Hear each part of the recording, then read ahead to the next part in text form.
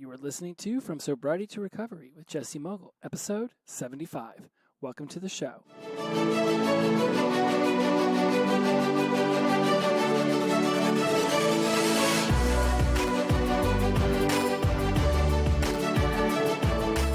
Welcome back to From Sobriety to Recovery. I am your host, Jesse Mogul, and I am in addiction recovery.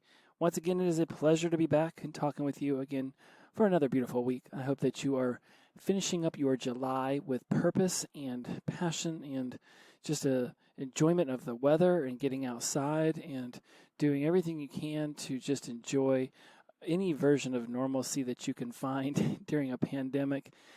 As I've mentioned before, I think it's going to be super interesting to go back and listen to these shows a year from now when people plug in and listen to the archive, which is just what I call the database on whatever app you're listening to, and hear me talking about the pandemic and perhaps even going back to the moment of the end of July and thinking about what they were doing. And perhaps you'll be doing that now if you're listening to this in 2021 and going back and thinking, what was I doing and what was it like and how is life different now? And the beauty of this show is that it grows with me and it grows with you. So people are still finding it and they're starting at episode 1 and they'll reach out to me and they'll be like, oh, I just got done listening to episode 13 or 17 or 22. And I'll have to go back just to see what was I talking about then and what do they have to look forward to coming up. It's just a beautiful thing. I absolutely love doing this show and I'm so grateful for all of you that listen. And I'm just humbled by the messages that you send. And for those of you who've begun attending sober sessions, it's still complimentary. So if it's something that you're into, go over to Instagram, click on my bio link, and you'll be able to find the link to the sober sessions there. You can always go to the Facebook group, which is called From Sobriety to Recovery. Now there's a page and there's a group. So make sure that you're in groups. Facebook recently did a redesign. Again, listening to this a year from now, it'll be interesting to, if you even notice that there was a redesign, but the groups are actually located up on your top bar. They're super easy to find now. So find the From Sobriety to Recovery, answer a couple questions just so I make sure you're not a bot, and then you can come in and be a part of the conversation. The conversation we're having today is going to be about what do you really want? And this is a precursor to what we're going to be talking about on Thursday night during sober sessions when Sue Mandel joins me. And I'm so excited to talk about this because I really want to get into the conversation about what is it that you want from your sobriety and recovery. See, what's, I guess, not stemmed me, what motivated me to bring this subject out now is that I'm getting a lot of messages about the sober sessions. I'm getting a lot of people just asking about sobriety and recovery in general. And I'm also doing a substantial amount of market research conversations with different people that I'm reaching out to via Instagram and my community Facebook group and the like. And I'm asking people some really interesting questions to figure out where there are holes in or where there are some... Yeah, I mean, I guess holes is the best word just for now. Where are there some holes in the sobriety and recovery community that perhaps AA or Refuge Recovery or Kaiser Permanente aren't covering, right? And what I'm finding from a lot of people is that AA and the sponsor will get you through your steps. Refuge will get you to do your inventory and go over your 4 truths. Kaiser, which is where I go, will put you through alcohol awareness classes, relapse prevention classes. There's lots of groups there that will just teach a various amount of things. But basically, once they get you through their version of the program, that's it. And you can still be involved. Obviously, those of you who are in AA know that that's a lifelong journey, and you can easily be sponsoring other people and things of that nature. Same with Refuge. You can still be supporting others and being on the call list and taking them as a quote-unquote sponsee. But what I'm being told is that you get through and you do your 12 steps or you do your inventory, and that's basically it. And then it's like, well, what about all these other ideas that I have and these other things that I want to create? Where is the guidance for that, right? Like I've gotten through my steps. I'm comfortable and I'm in my recovery. And I know that, while it is one day at a time, I also have this this deep internal belief that I'm good. Like, the world can throw whatever it wants at me, and I know that sobriety is the best way to tackle it. To not even tackle it, because that's a more of a violent theme to it. It's just bring it on, right? It'll wash over me, duck on a water's back. I am good. I can figure it out, but I know that figuring it out sober is way better than it ever could have been trying to figure it out intoxicated. And so a lot of people tend to want to like tiptoe around this idea that you can literally go out and say, I'm good. I will never drink again. It is okay to say that. It is okay to say, I will never use again. It is okay to be confident in the decisions that you've made, to be confident in the program, right, that you have created for yourself. You can take on AA or Refuge or SMART or YPR or whatever it might be, right? But that's just a piece of your sobriety and recovery. What do you really want from your entire existence now that you have stepped into sobriety and recovery? Right? You can go and you can do the steps and you can do the 4 truths and you can do all that, but you still have to be thinking about the other aspects of your life. What are you doing for your physical growth and for your emotional growth and for your mental growth and for your spiritual growth?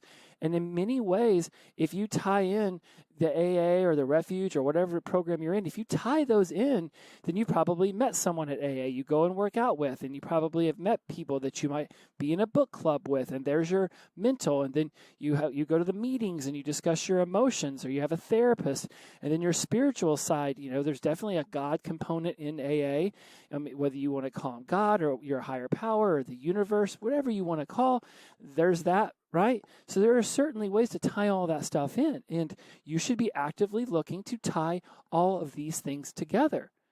But it doesn't always come from just going to the meetings, right? There are other things that you do that step outside of that world that become what it is you desire, where not everything has to revolve around the fact that, hey, I'm sober. See, one of the other motivating factors of this is I'm bouncing around whatever my next book is going to be. And so I'm coming up with different titles and different themes. And one of the titles that I came up with was like, so you're sober, or it's like, great, you're sober. Now what? Right? Because it's like with anything, it's like, great, you graduated college. Now what? Great, you finally lost that 100 pounds you wanted to lose. Great, now what? Great, you came out of the closet and you're comfortable with your sexuality and you've told everyone that you love and you're embraced. Great, now what? You came out of the addiction center and you're sober. Great, now what? Like, you can use this with literally anything, because that's the way the world sees it. It's like, great, you did it. Okay, now what? I've got a T-shirt that I like to wear. It says, "Nobody cares, work harder." And some people have seen that and been like, that's a bit of a dick T-shirt to be wearing. And and I've worn it at the gym. Sometimes I wear it on my lives. I love that, because I saw a football player wearing it during a press conference one time, and I was like, you know what? Actually, that's spot on. Nobody really cares. So you either work harder for yourself, or you try to work harder for these other people so that you'll get the accolades and the pats on the back. Right? I was talking with my therapist today, and we went over the fact that there are 2 kinds of ways that people can motivate themselves: by doing good things and wanting the accolades, or by doing good things to prove to themselves that they always could do these good things. And I am definitely the latter. I definitely do the things that I do to prove to myself that I can do the things I always thought I could do. So when I came up with the title of Great, You're Sober, Now What? It really was more of like, okay, well, now what do you want from your sobriety and recovery? Right? Like, whatever mindset you want to use about whether you will drink again or not. And I've heard people say, God willing, I won't drink. And if the God graces me, I won't drink. And I've said this on the show before, and I'll say it again. I'm not leaving that up to God. Like, I'm all about the universe and it's sending me its positive energy and it guiding me where it may. I'm also all about my free will and realizing that when these life events come at you, whether they're small or whether they're large, you're the one who chooses how you respond or react. React is emotionally triggered. Respond is emotionally grounded. And again, you can say whatever you would like to say. I will not step on that. Again, there are a million ways to get into sobriety and recovery, and whatever way you're using, God bless you. I'm happy for you. I am proud that you are here. I am honored that you are listening to me. So don't ever think that I'm going to step on whatever it is you decide to do. You could tell me that planting flowers in your garden is your preferred program, and every day you go out there and you tend the soil, and I say, hallelujah. Hell yeah that you found that out about yourself. But for those of you who maybe are still in that process, and I think we all are in a certain way of figuring out what is it that we want? What is it that we want out of our sobriety and recovery? I mean, first let's get into the mindset aspect of what it is that you could possibly want. And don't worry, the thesis of this entire thing is, no, I'm not going to give that one. You're going to have to wait because I'm really, really looking forward to dropping that one on you guys.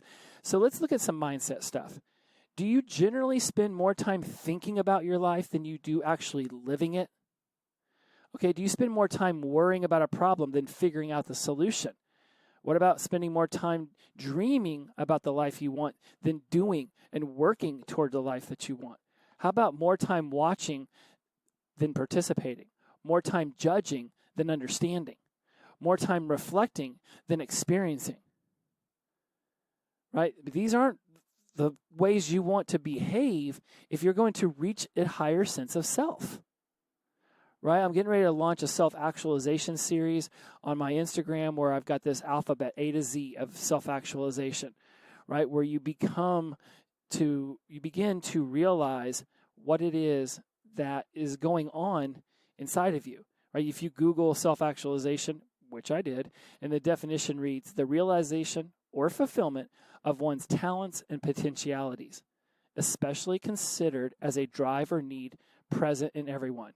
Right? So if you're self-actualized, you have this realization of what it is you desire to fulfill your talents and potentialities, right? And this is considered a driver or need present in everyone. So everybody has this internal driver that says, no, I want more. I expect more from myself. Now, this want of more and this push inside of us, this internal driver, for a lot of us, and I'll speak for myself, it was one of the reasons why I succumbed so willingly into sobriety or into addiction, because I had this just intense need to prove everything to myself, and it was just, my God! I look back at my high school years, and it was just, I was just go, and it didn't help that my dad definitely was a spare the rod, spoil the child kind of guy.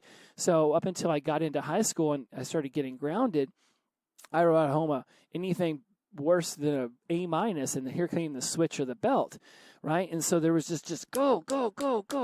So as we settle in to our sobriety and our addiction recovery, right? And we really begin to ground ourselves and become whole and realize that we are worthy and that there is a wholeness that can only be found inside, right? I want to go through the self-actualization alphabet of A to Z that I've discovered for those of us in this, sobriety and recovery world. And again, they'll work for anyone. It's not like this is only for us, right? But the reason I went off on that little diatribe is because when we start to think about what it is that we want and we desire for our lives, and if we're doing all of those things I just mentioned, more time worrying or dreaming or watching or judging than we do looking for the solution or doing or participating or understanding or experiencing, right? You have to start asking yourself, what is it that you really want and desire from your sobriety and recovery? Because you're going to have to go out there and get it for yourself. And not at the expense of other people. There's enough room on this planet for all of us to survive, for all of us to thrive, for all of us to succeed. Right? What do we talk about during this pandemic, right? We don't just want to survive, we want to thrive and we want to succeed. There's enough room on this planet for all of us, not just to survive, but to thrive and succeed. So when you're sitting there and you're listening to this in your car, or wherever you're at, before I go over what need, wants, and desires are and really break those down, when you start asking yourself, what is it that you need, want, or desire out of this next level of yourself, this newer version of yourself? Right, and I've got a whole slew of stuff I could talk about when it comes to the crippling anxiety or stress that can come from trying to reach your potentialities. That's for another episode, because I know that it exists in all of us, right? Just like suffering exists in all of us, and that's how addiction took over, right? There's also this anxiety and stress that comes from really putting the weight of the potential you believe you hold inside, putting that weight upon yourself to release it into the world and to achieve what you have thought about achieving since you were a little kid. So as you're listening to this and you're thinking about what it is that you want and desire out of your sobriety and recovery, I want you to go back to your childhood. Now, it may not have been ideal for a lot of you. There may have been some trauma in there. So if that is the case, then let's play some make-believe, and let's just daydream that life as a child was ideal. Surely you have seen it in a movie, a TV show, or in your real life, and you can say, wow, that was probably an ideal childhood, right? So let's just imagine, if you will, that for a moment, right? Because I'm really just wanting you to get back into that childlike enthusiasm we all had until an adult snuffed it out. I mean, you think about child falls down a million times while they're learning to walk and keeps getting back up, dances around the house like they don't even care if who's watching, until an adult tells them, don't dance like that. You look gay, which is one of my dad's favorite things to have said to me when I was a child. Don't sing like that. You sound gay. Don't behave like that. You're acting gay. Is very much anytime I tried to show it any of that showmanship, he liked to snuff it out. So release that trauma and step into an ideal childhood, right? I've done this. You will do this with me now. And ask yourself, what would you do if you didn't care about being judged? What would you want if you didn't know any better? Like, if you just didn't know any better, like you did when you were a kid? You'd say, what do you want to be when you grow up? An astronaut. You wanted to be a dinosaur wrangler. You just didn't know any better, right? You didn't know that there was going to be 20 years of college in order to even get into the right environment to become an astronaut. You didn't maybe know that there was no more T-Rexes. You just didn't know any better, and that was okay. You lived in this beautiful, naive world, right? What if you just lived with a smile and laughter as your fuel? If you could play all day and act like that was work, right? What would you want to do then? What would be your passion, your hobbies? What would keep you up at night with giddiness, just with anticipation? And what would get you springing out of bed in the morning?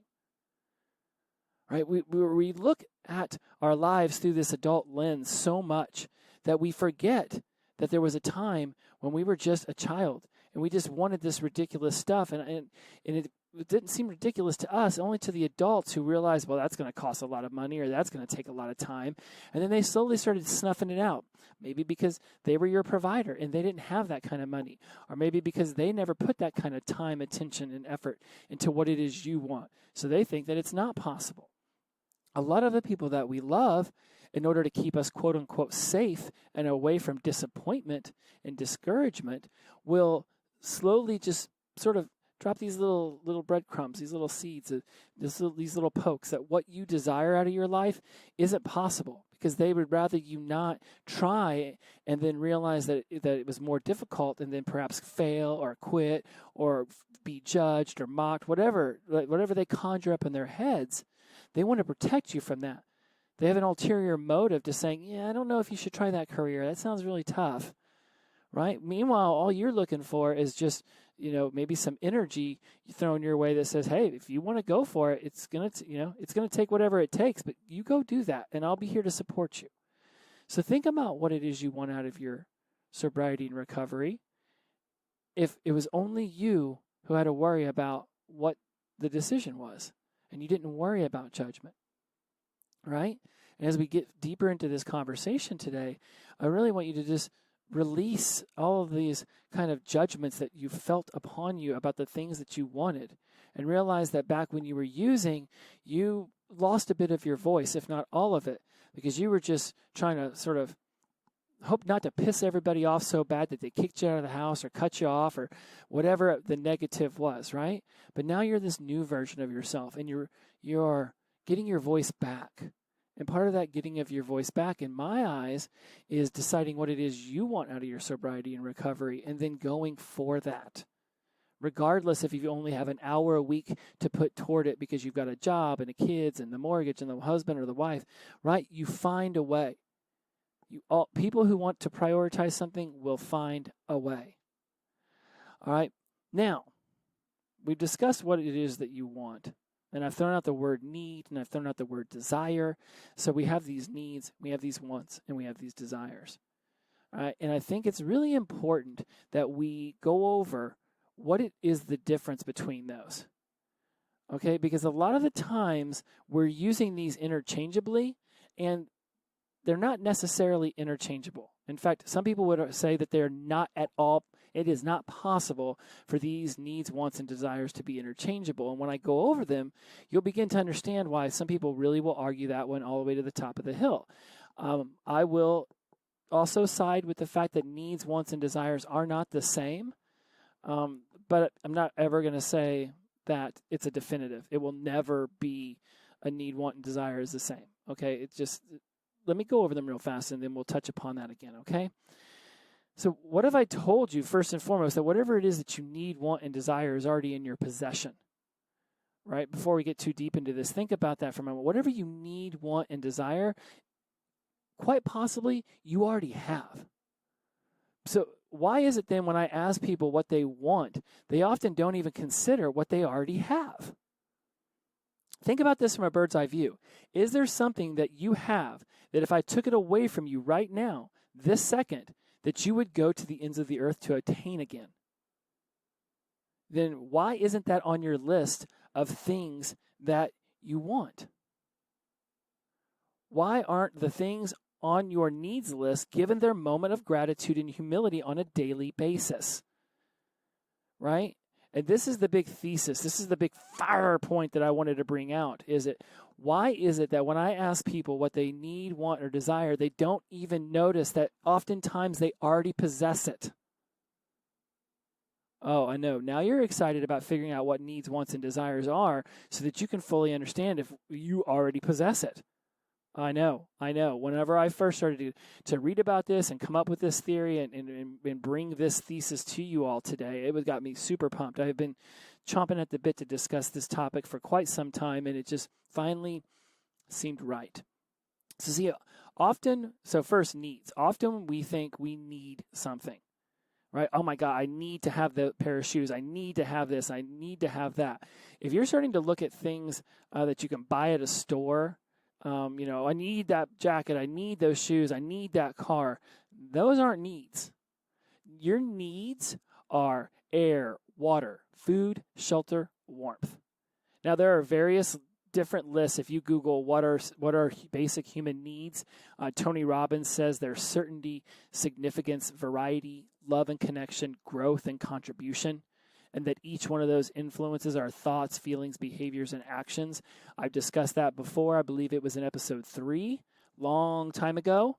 I've brought up thoughts, feelings, behaviors, and actions so many times based off the life coaching model that Brooke Castillo popularized, that I have discussed so many times that anybody who's listened to this show for any manner of time has certainly heard. Circumstances trigger thoughts, which cause feelings, which drive actions, which create results, and which all go back up to the original circumstance, and they anchor a certain kind of mindset around what you just went through. Okay?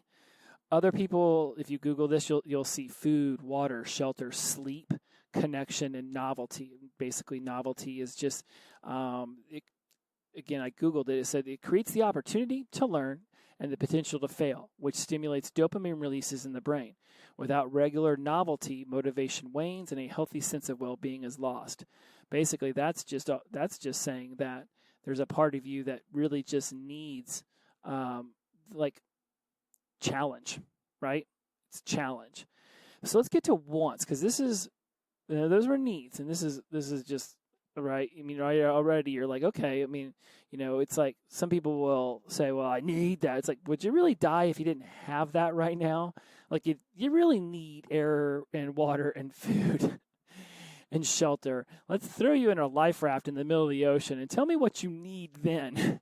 I highly doubt it's going to be a Louis Vuitton bag or a big screen TV, right? So when you think of a need, you're looking at the basic things for survival, right? That will, this is one of the reasons why connection and novelty, and a lot of times whenever you really look at like the Maslow's hierarchy of needs, the higher you get up there, the more you can start looking at things like connection and your feelings and novelty and things of that nature, because you've already secured your food, water, shelter, and warmth, right? You're stuck on a desert island somewhere. Yeah, at some point you're really going to desire connection, right? Or you're going to end up talking to a volleyball for the next 4 years. But ultimately, when you first end up on that island, stuck and stranded, you're looking for water, food, shelter, warmth, right? When you've gotten those things locked down, you can actually get somewhat of a good night's sleep until you wake up and realize you're stuck on a desert island. And then you're so happy that FedEx packages show up so you can talk to a volleyball for the next hour and a half. All right, let's discuss what it is that we think we want. To me, a want is something that people desire to have that they may or may not be able to obtain. Okay, when you Google the difference between wants and needs, you see all this convoluted stuff, and it's not a clear thing. So this is my own idealization of what a want is. It's something that people desire to have that may or may not be able to attain. So you might want that Louis Vuitton bag, or you might want that brand new TV, or you have a desire to possess or do something or wish for something. Right, a lot of people, they'll say they need it. I really want a Chick-fil-A sandwich. Right? Okay, that is the want, because you probably have some sort of food in your house already. You just specifically want Chick-fil-A, and they are not sponsored by this show. They do not sponsor me, so just Chick-fil-A. I really liked their food a long time ago. Also, what I want. My ego might lose its shiat if I do not obtain this ASAP. Right? There's certain times you watch a kid, they want something, they will throw a temper tantrum for it. Right? Oftentimes what we want is very easily obtainable with currency through a money transaction. Right? And the reason why I say that, some people might say, well, the reason I say that, while others might say, well, Jesse, I can want stronger body, I can want enlightenment, I can want a better sense of spirituality.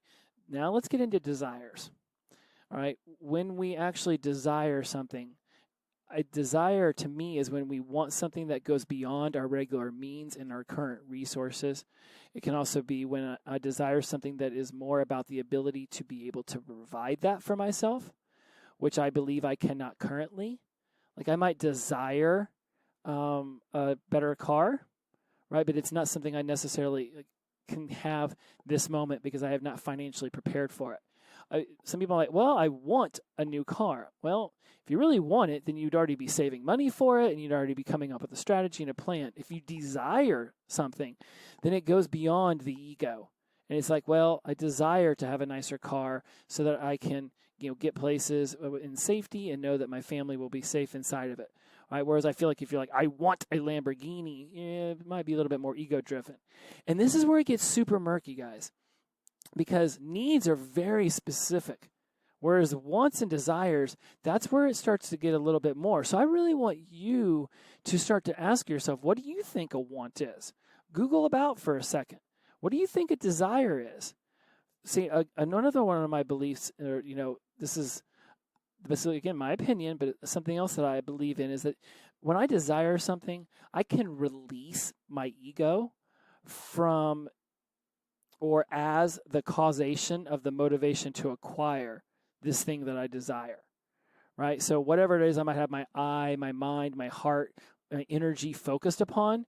If I desire it, by saying that I desire spiritual enlightenment, I desire self-actualization, I have this ability to release my ego from it, because it's not like I want, like that little blue girl, was her name Veruca Salt, and in the Willy Wonka's chocolate factory, right? She wanted the candy or whatever, and it turned her into a big blueberry. I want, right? To desire something, right? Like a lot of times people say that they desire another person in their life, right? It's like it becomes this deep, just this feeling, this intensity inside, like I am going to work my ass off to make this happen. And if you do it in a healthy way, right, then it becomes something that grows you and brings you up, right? You become more realized, more actualized. If you take this desire and you turn it the wrong way, it becomes obsession. It can become addiction. It become, just this singular focus mind. Think about any movie where a male or a female becomes stalkery and just psychotic towards another individual. That's somebody who took this want, desire, and just pushed it to obsession and psychoticness, psychosis even, right? Whereas if you use it on a healthy side, this desire becomes this passion of yours. It becomes this internal fire. And a passion that you do something, when you do something for yourself to fire yourself up, that's a passion. When you do something to make the world a better place, to contribute to your tribe, to contribute to your society, to make a connection with other humans, that's where purpose comes in. I could do a whole episode on passion and purpose, and now that I thought about it, I probably should, right? So you've got this passion inside of you. My passion is to learn more about the human brain, learn more about the human body, understand my the physical connection between my mind, body, and spirit, understand my emotional intelligence better, and what causes the brain to learn and dream and remember and just grow. And what about the emotional feeling side? I've been disconnected from my emotions for so long. I want to get connected to them. I want to be more grounded in who I am, in the spiritual aspect. I love talking about the universe and the energy and how, how can something be created from nothing, right? And so these are the passions, right? And I've discovered and I've begun to use my passions as my purpose. So now I've got a duality. Because my passion is also my purpose. Learn these things, organize it the way I organize it in my brain, and send it out there to y'all. And those who it resonates with will come back for more. And those who it doesn't will go find somebody who resonates with them. And that's the beauty of the world, is that everyone can thrive and succeed because we're all going to resonate with different people. So now that you have a better idea of a need, want, and desire, and again, it can be very murky with the wants and the desires, right? But to me, a desire, I'm able to release my ego. I desire these things that are beyond a credit card or cash money, right? Like my dad loved to show his love with anything that came with a receipt. That's how he would show his love. Where I desired. Okay, here's a good example. Dad would bring home Nintendo games when the 8-bit came out, and and I'd want the new Mario Brothers. I would want the new Excite Bike. I would want the new football game. What I desired from him was for him to come to my baseball games, for him to come to my school plays, for him to pat me on the back and say that he was proud of me and that I did a good job, and hey, why don't we go get some ice cream? I desired for him to show me his love in a way that a credit card could not do. So when you want to think about a desire, what is it? That's a desire. To me, that is a desire. Desiring, something that just cannot be found at a store, right? Not in the normal sense of grocery stores and things like that. I mean, even, desiring a gold necklace for Valentine's Day. It's more, I really want that. I really want that gold necklace. The desire from getting the gold necklace from your husband or wife, I would say, comes from wanting the desire to know that you're safe and that you're loved and that you are cared for and that this person is with you through thick and thin, right? You can show a desire by giving a want, and you can want something that will, in your mind, prove a desire. But really, you could just give somebody a dandelion and say, I'll be there with you thick and thin. And that alone could prove the desire and show you the safety and the love and the connection that you you desire. I'm throwing around the word desire a lot here. The issue is that we don't often understand the difference between the need, want, and desire. And I do hope that I've been able to give you some clarity into that now, because to me, it's just important that you have this opportunity to really ask yourself, is what you are asking for from yourself, is it a need, want, or desire? And I had a whole nother section I was going to go into about perceptual adaptation and hedonic adaptation, but I'll as I skip over those due to time. What I will say is that I'll bring those back up on Thursday at the sober sessions, is that our minds are built to get used to stuff. So one of the reasons that we go off and we buy things expecting them to make ourselves happy is that our brains just get used to things, positive or negative.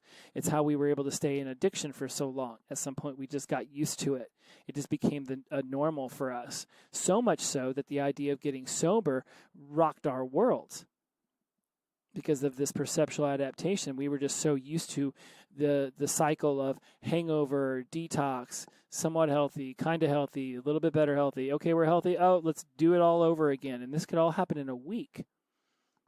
So come back on Thursday, go register for sober sessions, and we'll talk more about perceptual adaptation and hedonic adaptation, because they're absolutely fascinating in regards to how our mind sees our needs, wants, and desires. And one of the reasons why having gratitude for food, water, shelter, and warmth is something that we can often just forget.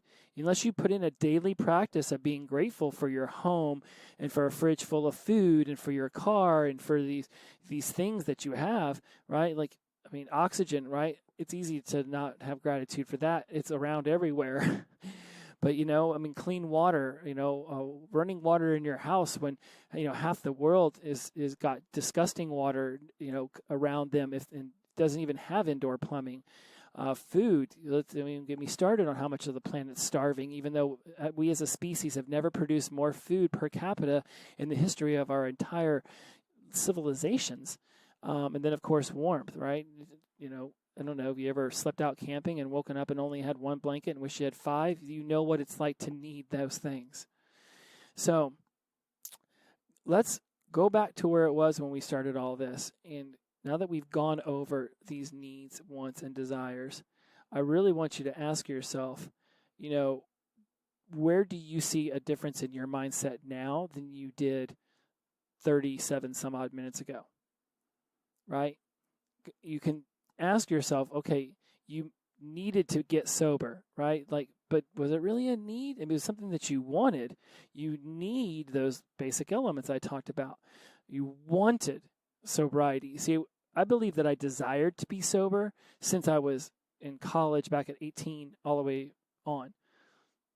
It didn't become a real want until that last year or two when I finally realized that it was breaking my body down and that death was coming for me. Right? But it was like, yeah, I desire to drink less. But when it became a want, then it became much more fervent inside of me. Then it became like I could hear the voice a lot more saying,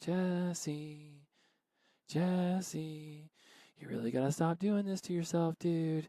Oh my God, another hangover that's going to take you 7 days to recover from. Right? Then it got to need, that last.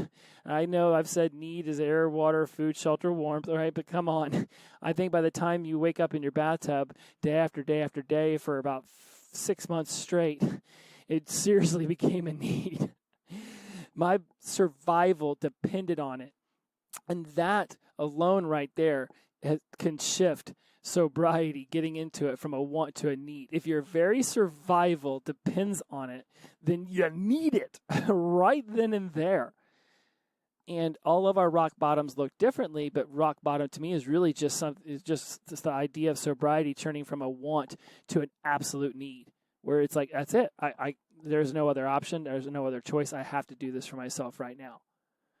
So now I want you to ask yourself, what do you want out of your sobriety and recovery? And what do you desire out of your sobriety and recovery? When we really ask ourselves what we desire out of our sobriety, then we can start laying down a strategy to obtain it. Right? It's not bad to think about the future. It's not bad to have a plan. It is bad to become so beholden to that plan that you lack any kind of flexibility to roll with the bounces, to roll with the punches. Like this rigidity that comes from wanting to stick to a plan so, right? This rigidity can bring about anxiety, it can bring about stress, it can bring about inner turmoil.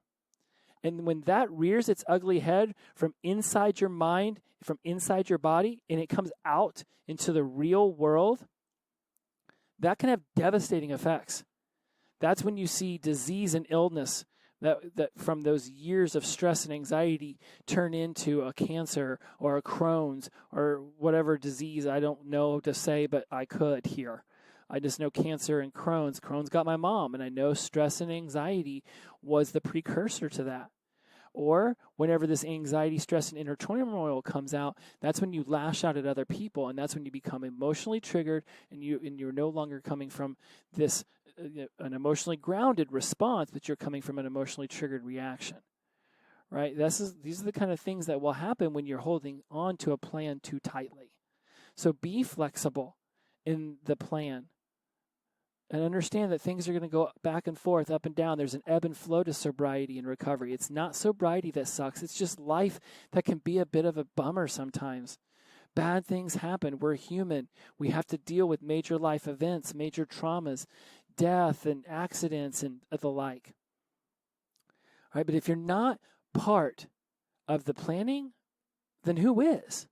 Right? If your ego is so fragile that anytime you don't get to your perceived destination, you don't, your plan doesn't go according the way you'd like, whatever the event might look like, just think of any time where things didn't go exactly the way you wanted. If your ego is so fragile that when that goes down, that you lose your shiat, then you gotta turn on a switch and realize that everything isn't going to go the way that you desire all the time. But you just figure out a new way to continue toward that destination because, right, it's all about this journey, right? Sobriety and recovery is life term, not long term. Learn that little awesome tidbit from someone who I'll have on the show here soon. Sobriety and recovery is life term and not long term. So going into it knowing that, then you are more flexible. You're able to better handle situations that don't go the way that you thought they would, right? When you need something and it doesn't look the way you thought, you can roll with that. When you want something, you can roll with it. When you desire something, you can roll with it with flexibility. Going back to the original statement that I made, because a lot of people have this thing where they, heaven forbid, they say or do anything that it might even remotely cause backlash from the community over, oh my God, I can't believe, you want this, that, or the other. You should just want to be sober, and you should just be happy being sober every day, and how dare you say anything otherwise? If you are not part of the planning and the acting upon your desires and your wants for your sobriety and recovery, then you're just along for the ride, right? You've given up your voice again to someone else, because if you're not planning your life, someone else is. If nothing else, life will just continue to plan it. You'll stay in that dead-end job. You'll still have bratty kids. You'll still be underwater in your mortgage. Your bank account will still be paycheck to paycheck. You have to decide what it is you want and desire out of your sobriety and recovery, and then step into that. And not get yourself too worked up about the journey length and the destination being what you wanted it to, and the expectations that your loved ones have around you being sober, and the expectations you've leveled upon yourself being sober. I've come up with like 4 new episodes just in this conversation with you. As I roll out of here on this, and I think I've left you with a lot of things to think about. I could have broken this up into 2 different episodes, is that I want you to take your voice back. I want you to decide what you want your sobriety and recovery to look like. As I said in the beginning, will never tell you that the way you're doing your recovery is wrong, that my way is the only way. I will never, ever, ever say that, because that is ridiculous. That is egotistical. That is immature. And if somebody tells you how to do your sobriety and recovery, and you say, well, what about this way? And they're like, no, You do it this way, and this is the only way. It's not the only way. I'm not saying fight against your sponsor. I'm not saying fight against your mentor. I'm not saying fight against your therapist. But I do believe that it's very beneficial to have somebody who has more of a flexible mindset. Now, if you're saying, well, I want to do it this way over the way you just told me, Mr. Sponsor or Mrs. Sponsor, and you're doing that to be lazy and to get out of doing the hard work, no, that's not the way it goes. We have to do the hard work. You got to get down in there and you got to start figuring out your traumas and you got to make amends and you got to do the personal inventory. You got to do this stuff, guys. Right? But if the idea that you're bringing to the table isn't an excuse to get out of doing the hard work, but rather just a reason that you think you would like to do it a different way, then bring that to this table and use those kind of words. I'm not making an excuse for the hard work. I will do that. I just have this blank reason for why I think it'd be cool if I could do it this way. I want you to have your voice back, because when we were struggling in addiction and we were in the depths of despair, we gave our voice up. Addiction had control. And if it wasn't the one in charge of our voice, then it was our parents or our siblings or our spouse or our kids. And the decisions we were making were based off of their needs, wants, and desires, and not ours. And it's important that you understand that, yes, there are people that are along for the ride in your life, your spouse, your partner, or your children, right? This isn't a episode about a really great way to bail on all of that and go to Maui for the rest of your life, right? You've got to hold on to those responsibilities and be there for those people that love you and that you love and that are, looking for you for that safety, that love, that connection, those basic human needs that we talked about 20 minutes ago. But it doesn't mean that when you come out of addiction into sobriety that you necessarily have to squash the amazing ideas you have for what you want. If you want a new career, if you want a new body, if you want a new emotional intelligence, if you want a new mental acuity, if you want a new spiritual enlightenment, then you say that. And you tell the ones that love you the most that this is what you desire to prioritize now. And you come up with a solution that works for everyone so that you can fulfill your highest purpose. And at the same time, you can be there for those people that you love. I'm going to let you out of here on this because I've kept you long enough, and I'm so grateful that you've stuck around this long.